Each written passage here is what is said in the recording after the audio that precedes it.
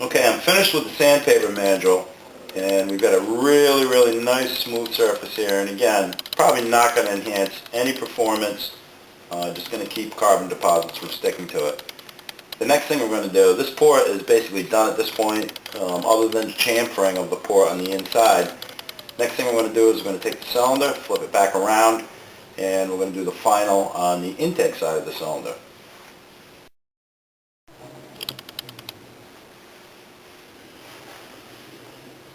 Okay, the next thing we're going to do is we're going to do the final grinding on the intake side of the cylinder. You can't really see on the other side, but the line that was scribed that I ground to is perfectly level with this. So what I'm going to do is, looking from the inside, I'm going to use my grinder, come down, cut this equal to the base of this part, and I'm going to round it off into the boost port, and then from there we're going to touch up some casting flaws.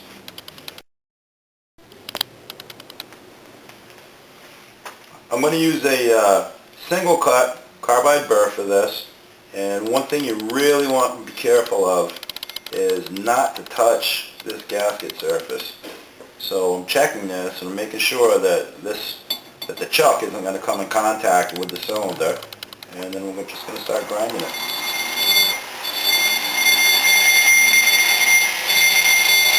Now I have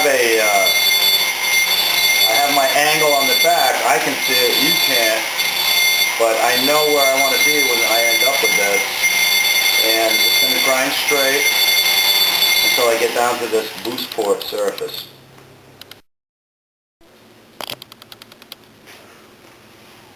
We finished our blend here. We had an angle that went in this way and just kept cutting down, and as we suspected, what John's template did is it brought the skirt equal to the boost port here. So what we're going to do, and he doesn't say to do this in his manual, but just from seeing 8,000 dirt bike cylinders, what I'm going to do is I'm going to round this off next. And I'm just going to take the jig, flip it up, and I'll show you how we do that.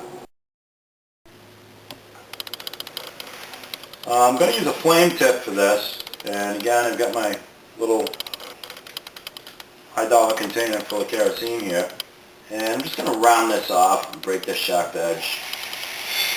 Again, really not a lot of pressure, just take your time and just going to blend in a nice radius here.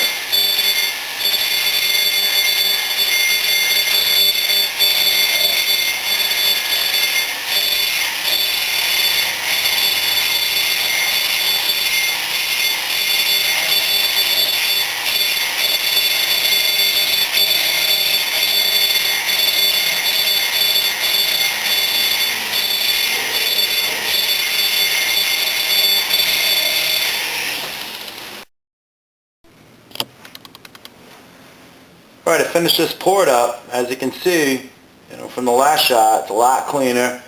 Blended a nice radius around this way. Could probably go a little deeper, and I probably will, to be honest with you. But instead of just being flat in here, I've got a nice blended radius up into the boost port here. Next thing I'm going to concentrate on is casting flaws inside of the transfer ports and up inside the boost port. The other thing we want to do is we want to match port this boost port to our new gasket.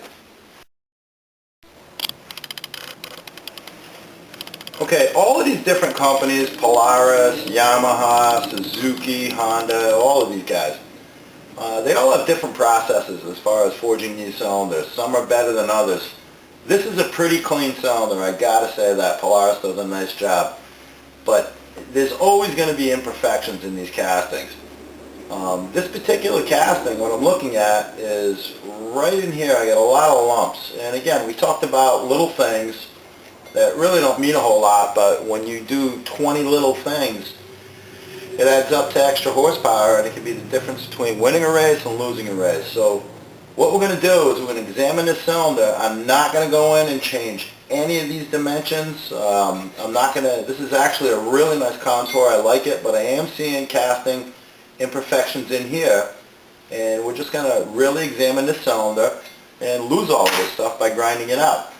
When you get into these corners, another thing you don't want to do, if you don't have the right size bit, it's wrong to go in here and just start grinding this and making a big radius in here. You don't want to do that. You want to try and maintain your factory angles and everything else. So I've got a really small bit, and I'm just seeing little pimples inside of this cylinder.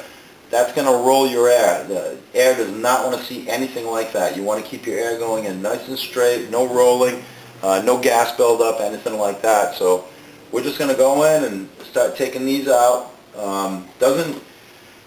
Sometimes when you go in here making holes bigger, always making them bigger is not the right thing to do. It depends what you're doing, but there's certain applications where you'd want to do that, but you don't want to really change a lot of stuff. You just want to get rid of all the junk.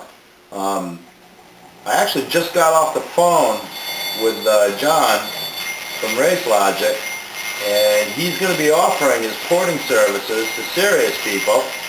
Don't call him and say you want your cylinders ported for $50 because you're going to insult him and he's not going to want to talk to you. But John does do this cylinder porting. We do it as well here at Kennel Corner Racing. John's got extensive experience with all makes and models. He's a genius. I mean, I can't think of any other way to describe him.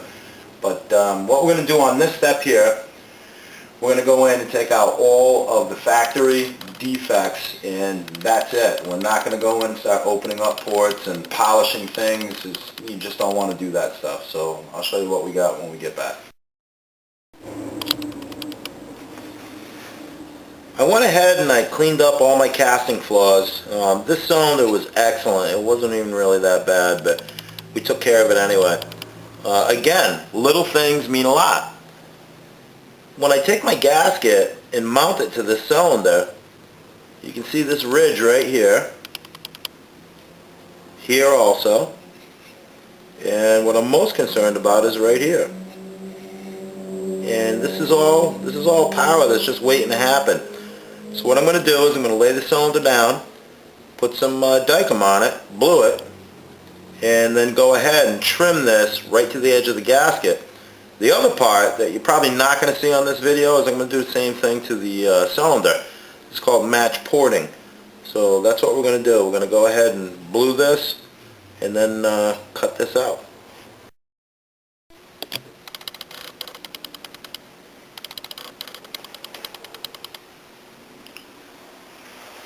I did the match port to the gasket, and again, it's a really steep angle in here, and we'll blend in, but as you can see, there's a lot of room for improvement here, also on the transfers.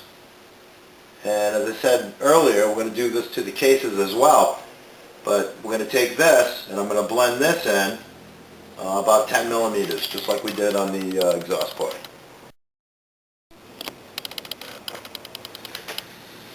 Okay, the blend on the port match is complete, and dropped it in, got everything nice and tight. This port right here had some pretty serious casting flaws in it. I went up with the 3-inch bit all the way to the top and removed all the slag that was in there.